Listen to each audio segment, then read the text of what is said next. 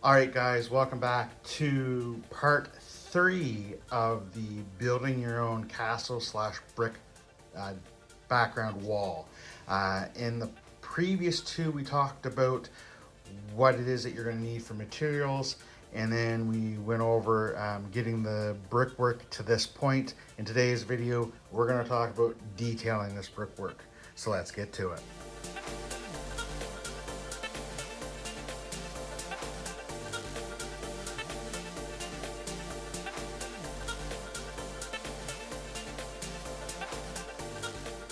Now, when you're making your own background brickwork, it is up to you what you want to do. You could put cracks, you could cut out sections of the bricks if you want to give it a little bit more worn look.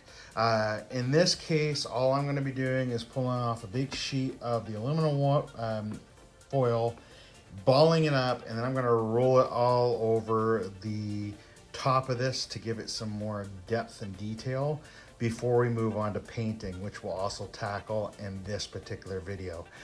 So I'm going to save you guys the noise of me getting this ready, and when we come back, I'll show you how you can roll this on. All right, guys, so here we go. Here's the aluminum foil. This is actually a really big sheet, and I just compressed it down. You don't want it completely round. You want some, kind of hard edges and it to be bumpy. So that way when you're rolling it over the brickwork here, it'll give you a nice texture. You want to be careful when you're going. You don't want to drag it over because you don't want to dig out big lines, or maybe you do, depends on how you're doing yours. But typically you just want to roll it over. So this is what you do. So we can see this place here had a little bit of damage on it to begin with. So we'll start off here so you guys can see what it looks like compared to the rest of the brickwork.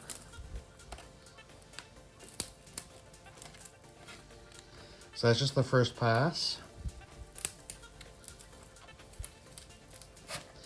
And there's the second pass. So you can see it gives a lot of texture, and you just want to do this across the entire thing, as little or as much as you want to, but you want to pretty much hit every brick. So let's go and do a time lapse. I'll finish up the rest. We'll come back to this.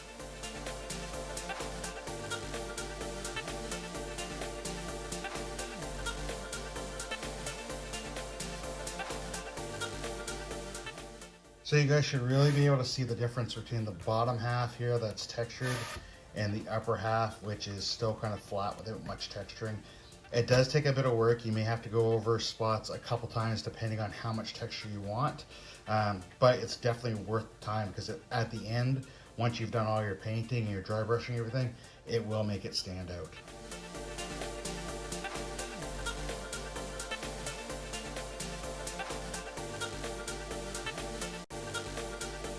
All right, so there it is with the texturing, and as you can see, the ball I started out with has changed. It's got a little bit more smoother, rounder, just over the time of rolling this, beating it against the foam. It will pat it down. The great thing about that is with what you start off down here as a texture, changes as you go up or move it around. So it's not the same texture across all the bricks, which makes it look more realistic. Now, you could also take a smaller version of this and just roll it around in circles to get some more coverage. So for instance, there's a couple spots in here that I missed. If I had a smaller one, I could just come in and do something along the lines of this, just to kind of break that up with that. Now, the other thing you could do is you could go outside, grab yourself a rock, and just pound on this if you want it to. Now I mentioned there's some scraping if you roll it the wrong way. I have a couple spots that do have the scraping in there. I was able to go in and texture a bit more around it so it doesn't show as much, but it's still there. So be careful of that when you're doing this. But yeah, that's the texturing. So let's move on to the painting of the wall. And there's a couple different ways that you can do this. You can mix some Mod Podge with some black paint and put it over this. That would give you a bit of a harder coating, so that way paint doesn't flake off. I still recommend after you do all of this, hitting it with some kind of sealer to keep it from coming off. Depending on the sealer you're going to use, it may or may not eat the foam. So if you're going to use sealer on it, make sure that every part of this is covered with acrylic paint, including the backside, and make sure you're doing it at a distance. The spray for most of the can sealants will actually damage or eat the foam, so keep that in mind. So let's go ahead and move on to getting this painted up and going from there. All right guys, so now that I've got the texturing done, and of course I could do more, I could come in and carve pieces out. I want to keep this pretty basic for this particular video and for this particular background. Typically when I do brick or castle backgrounds, I normally do them more towards the gray scale, kind of like slate or granite. I've occasionally done some brown ones, and this is kind of what you'd see more along the lines in like maybe Gargoyles, the animated series, or Batman and stuff like that. They used a lot of browns for kind of stonework. So I'm going to do that today with this one. I'm going to start off with a black wash. You could use a gray wash if you want to, depending on how light or dark you want your bricks to be. But I'm going to start off with the black wash mainly, or sorry, black coat mainly because I want this to fill in, and any spots that I miss, I can kind of use that as kind of the black or brown or gray washes that I'd use afterwards to kind of dirty it up. I already got that base coat started. I'm going to then move into some golden brown. I'm trying to use up these. And then for my highlights, I'm just going to use a couple different styles of tan. And for my darker ones, some espresso and some just normal brown. I may come in with a couple washes of either a gray wash or a black wash, or maybe just a different brown wash just to kind of darken everything up.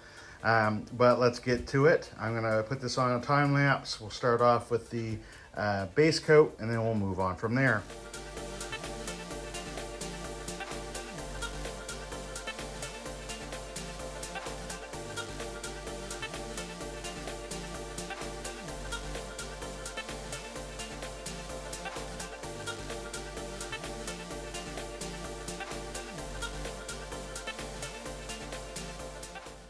All right, so here is the base coat done in black. I still need to do the two side edges. I did do the top, but I want this to dry before I tackle those.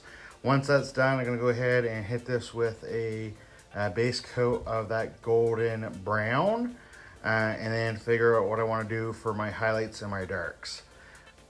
Something else I wanna point out is that you probably see me start off using the foam brush here. I find this gives really great coverage and it allows me to get into the actual cracks, especially these bigger cracks. I did come back and hit it with a brush just to kind of help move stuff around and get paint into places that it should be. You're gonna notice like over here, there's still some paint that isn't quite covering the pink. Depending on how much that bothers you, you can come back with another coat of black and cover those spots up. Or if you have enough paint left on your foam brush, you can just come back in here and just do this. And that should hopefully help cover that up. Again, this is just a base coat, just needs to cover up the pink because your other coats are going to cover up the black.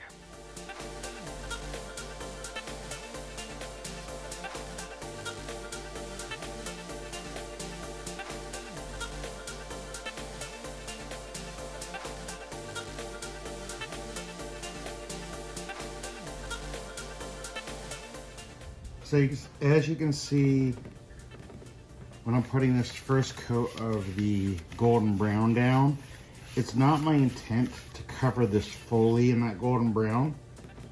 Because like I said, I want it to try to retain some of that original black paint as the base coat to come through. I do want some variety in the paint, so I'm not going heavy handed on the actual painting, and I probably will do a second coat just to have the golden brown pop a little bit more, but I'm trying not to fill in every piece with that paint. I want some of it to show through, like you're seeing here, where I've taken that piece of aluminum and rolled it over. I want that to pop a little bit more, and if I fill it just with the brown paint, it won't pop as well. Yes, I'm going to be going over this with some washes that kind of help bring things out. But if I already have kind of that base layer of grime, then it just helps out even more.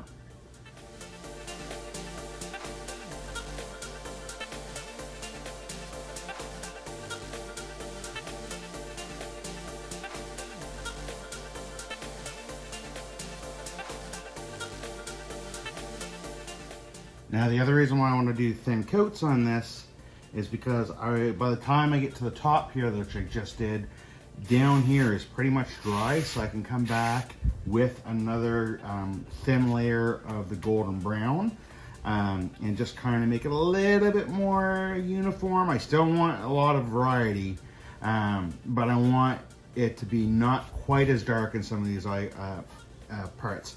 For again, as an example, I kind of want, and hopefully you can see this up over here where I'm pointing. It might be a little far up, but I want to kind of have it look like this, so there's the darker deep recesses, and not so much the like full out black areas. So I'm going to go through and tidy it up a little bit and give it a little bit more contrast.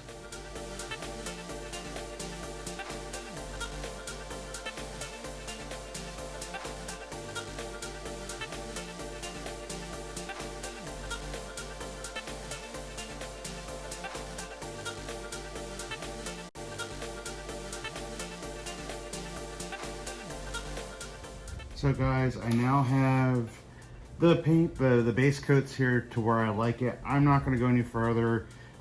If this was me at the beginning of when I started making dioramas, I would have made this all golden brown and then just started working with it. I like more of the grittier look with the black coming through.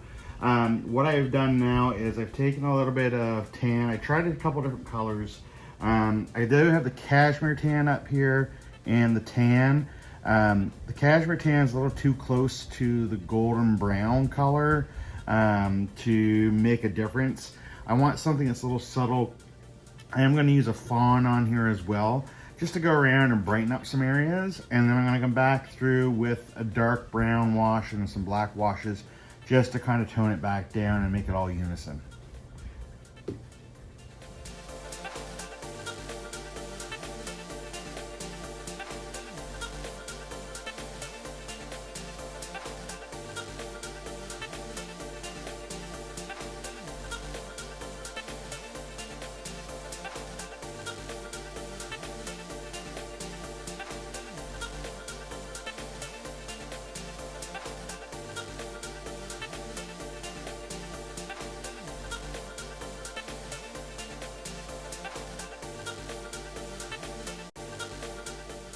All right, so here it is with that, I believe it was fawn that I used. As you can notice, it's really starting to pick up some different colors. The next step is to come through with a couple different washes. Gonna go in between the cracks here just to kind of make it pop a little bit more, and then do a wash over to kind of bring it all into the same tone, kind of like. I might be using those words in the wrong way, but that's what I'd be looking at doing.